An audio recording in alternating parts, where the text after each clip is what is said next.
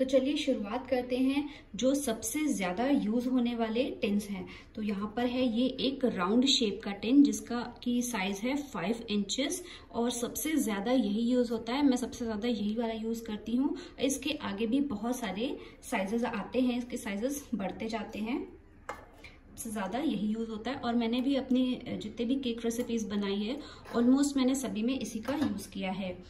और इसके बाद ये है एक स्क्वायर शेप का, ये भी 5 इंचेस का ही है। इसमें भी इसके आगे साइजेस बढ़ती जाती है। तो ये भी मैंने काफी अपने रेसिपीज में यूज किया है ये वाला। इसके बाद आता है ये एक हार्ट शेप का। तो जो भी हार्ट शेप का केक बनाने के लिए इंटरेस्टेड होते हैं उनको ये जरूर परचेज करना चाहिए। और इसमें भी डिफरेंट डिफरेंट साइजेस आती है। इसके बाद है ये एक डॉल वाला डोम शेप का है, जिससे कि हम डॉल केक बनाते हैं, वो इसी से हम बनाते हैं। तो ये सबसे छोटा वाला है, ये स्मॉल साइज का है, 120 रुपीज का ये है, आपको दिख ही रहा होगा। तो इसमें भी अलग अलग साइजेस आती है, सबसे स्मॉल है ये वाला। इसके बाद ये है एक स्प्रिंग वाला, ये देखिए इसका जो बेस है वो निकल जाता है। बेसिकली इसमें हम लोग चीज केक बनाते हैं। तो इसको भी मैंने यूज किया हुआ है अपने कई सारे बेकिंग में, कई सारे मैंने केक्स भी बनाए हुए हैं।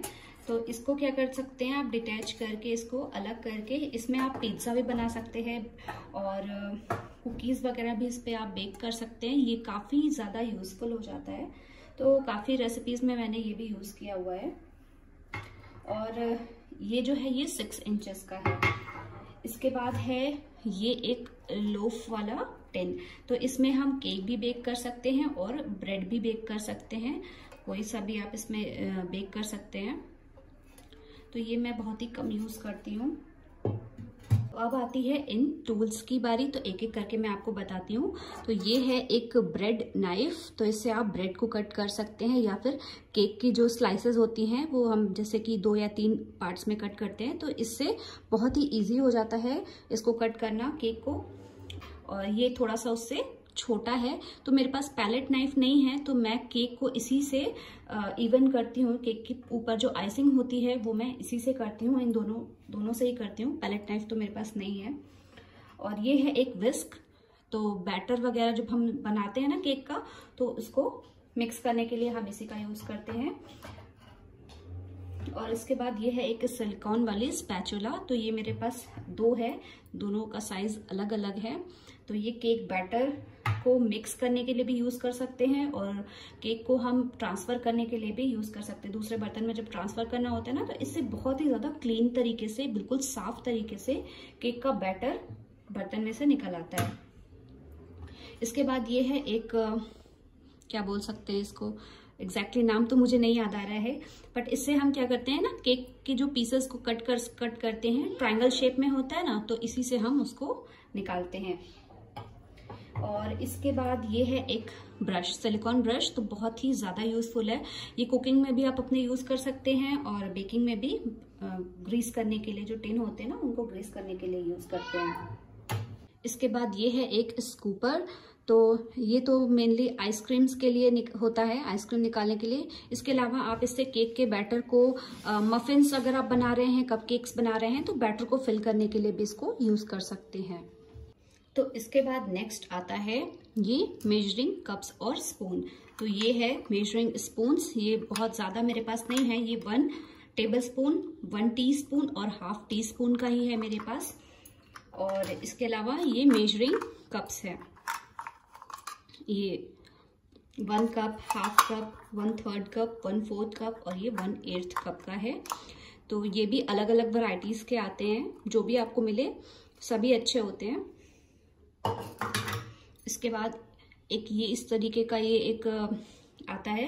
तो ये बेसिकली फ्लावर बनाने के लिए होता है, रोज वगैरह बनाने के लिए होता है। तो ये अभी तक मैंने यूज नहीं किया है, सीख रही हूँ अभी इसको बनाने के लिए मैं। और इसके बाद ये है ये सिलिकॉन वाले कपकेक मोल्ड्स। तो आप इसमें मफिन्स और कपकेक्स भी बना सकते हैं। तो इसके लिए लाइनिंग की ज़रूरत नहीं पड़ती है, मतलब जो पेपर होता है उसकी ज़रूरत नहीं पड़ती है और इजीली केक इसमें से निकल आता है। और ये एक एल्यूमिनियम का है, तो इसके लिए लाइनिंग की ज़रूरत पड़ती है इस तरीके की। तो अगर आपके पास ये वाला कपकेक का मोल्ड है या तो फिर ट्रे वाला है तो आपको इस तरीके की लाइनिन की ज़रूरत पड़ेगी ये, लेकिन अगर आप ये वाला यूज़ करते हैं तो इसके लिए ज़रूरत नहीं पड़ती है। तो आती है अब इसकी बारी। तो ये है एक केक कॉम्ब, आप इसको कॉम्ब भी बोल सकते हैं या फिर आप इसको जिगजैग टूल भी बोल सकते हैं। तो ये केक को डेकोरेशन में काम आता है। इस तरीके से अगर आप इसके साइड्स में क्रीम लगाने के बाद इसको चलाते हैं तो इस तरीके की जिगजैग से डिजाइन आती है, आपने देखा होगा केक में। तो ये इसी की वजह से आती है। छानने के लिए, मतलब कि जो ड्राई इंग्रेडिएंट्स होते हैं उनको छानने के लिए हमें एक स्टेनर की ज़रूरत पड़ती है। तो ये भी आपके पास ज़रूर होना चाहिए। और ये बटर पेपर, तो केक बेक करने के लिए नीचे की साइड में हमें लगाने के लिए ज़रूरत होती है। तो या तो फिर आप कभी कुकीज़ बनाते होंगे तो उसमें भी इस पेपर की ज़रूरत पड़ती है, तो ये भी आपको ज़रूर रखना चाहिए। तो अब बारी आती है सबसे इम्पॉर्टेंट चीज़ की, जो कि सबसे ज़्यादा यूज़ होता है एक केक को डेकोरेट करने के लिए। तो सबसे पहले मैं आपको बता रही हूँ, ये है केक नोजल्स। तो इससे आप डिफरेंट टाइप के क्रिएट कर सकते हैं डिज़ाइंस। तो ये है एक स्टार नोजल और ये भी है एक स्टार नोजल, ये थोड़ा सा बड़ा वाला है, मतलब रोज बना सकते हैं हम इससे।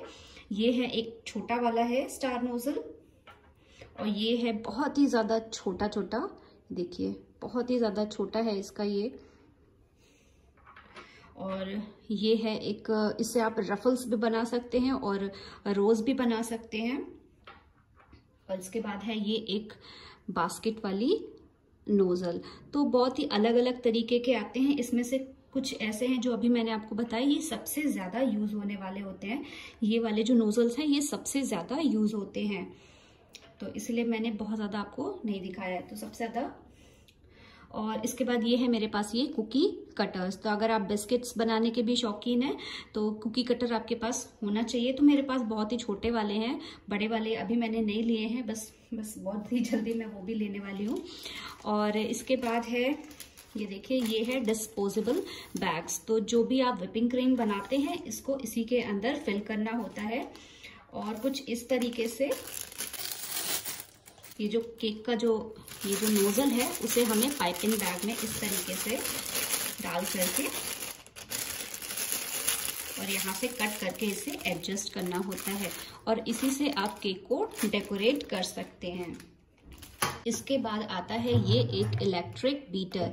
तो अगर आप केक बनाने के बहुत ही ज़्यादा शौकीन हैं और बहुत ही अच्छी तरीके से बनाना सीखना चाहते हैं तो ये बीटर आपके पास ज़रूर होना चाहिए। अलग अलग तरीके के आते हैं, बहुत ही डिफरेंट कंपनीज के आते हैं। मेरे पास ये है ऑर्पेट का और ये बहुत ही अच्छा है। अभी मुझे ये 3 साल से मैं ये यूज़ कर रही हूँ और ये काफ़ी अच्छा है, ड्यूरेबल भी है, मुझे काफ़ी ज़्यादा पसंद आया और बहुत ही अफोर्डेबल भी है। ये लगभग मुझे पड़ा था 1100 समथिंग का पड़ा था।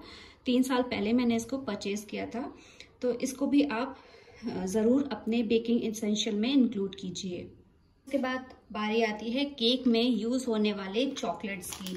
तो ये कंपाउंड चॉकलेट्स हैं और इतनी बड़ी बड़ी ये इस तरीके से आपको पैकेट्स में मिल जाते हैं, बट बहुत ही ज़्यादा सस्ती होती है। ये देखिए, ये 85 रुपीज़ का है, लगभग ½ kg का ये एक पैक होता है। तो ये डार्क कंपाउंड है, ये मिल्क कंपाउंड है और ये है वाइट कंपाउंड, यानी कि ये वाइट कलर का होता है। और ये वाला जो आपने खाया होगा डेयरी मिल्क, तो ये लगभग वैसा ही होता है और ये तो पूरा ही डार्क होता है। तो ये गनाश बनाने के लिए यूज़ होता है, केक को डेकोरेट करने के लिए हम इसको यूज़ करते हैं। तो अब बारी आती है एसेंस की। तो यहाँ पर मेरे पास है ये एक वनीला एसेंस की बड़ी सी बॉटल, क्योंकि सबसे ज़्यादा यही यूज़ होता है केक्स में और कुकीज़ वगैरह में, आइसक्रीम बनाने में सबसे ज़्यादा यही यूज़ होता है। तो मेरे पास ये बड़ी सी बॉटल मैंने पहले ही रख ली है। और ये है एक रोज़ एसेंस है। इसके बाद ये वाला है मिक्स फ्रूट, ये है पिस्ता और ये छोटी सी बॉटल है वनीला एसेंस की। ये ख़त्म हो रही थी तभी मैंने ये बड़ी वाली बॉटल परचेस की थी। तो सबसे ज़्यादा जो यूज़ होने वाली है वनीला एसेंस। उसके अलावा आप मिक्स फ्रूट भी इसमें यूज़ कर सकते हैं। बहुत ही कम जो है ये वाले जो एसेंस हैं ये यूज़ होते हैं।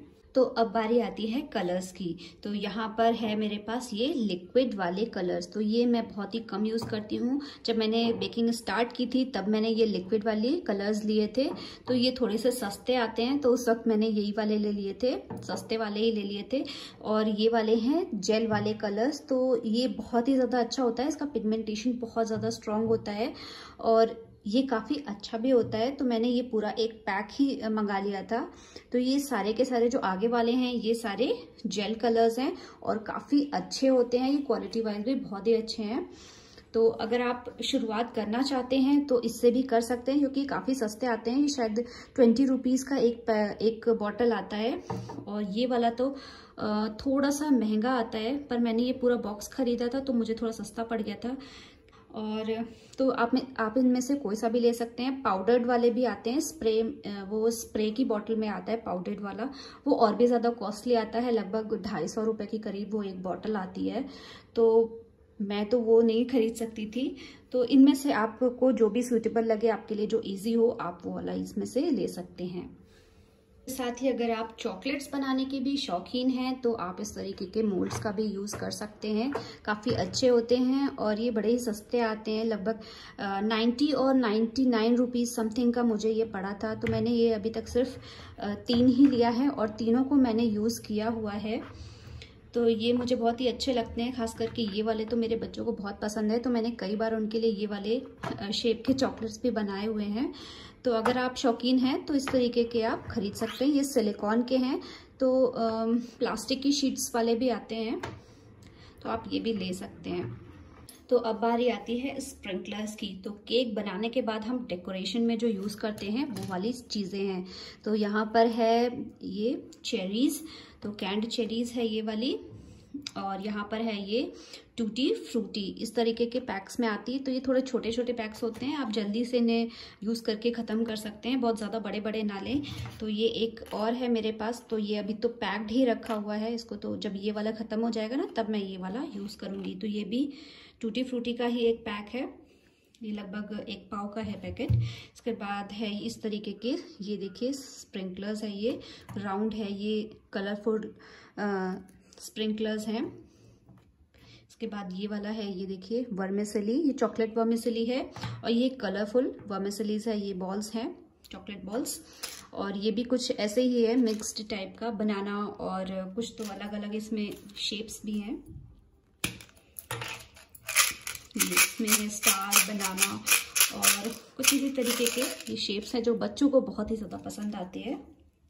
और इसके बाद है ये देखिए, ये सिल्वर बॉल्स है और ये है गोल्डन बॉल्स।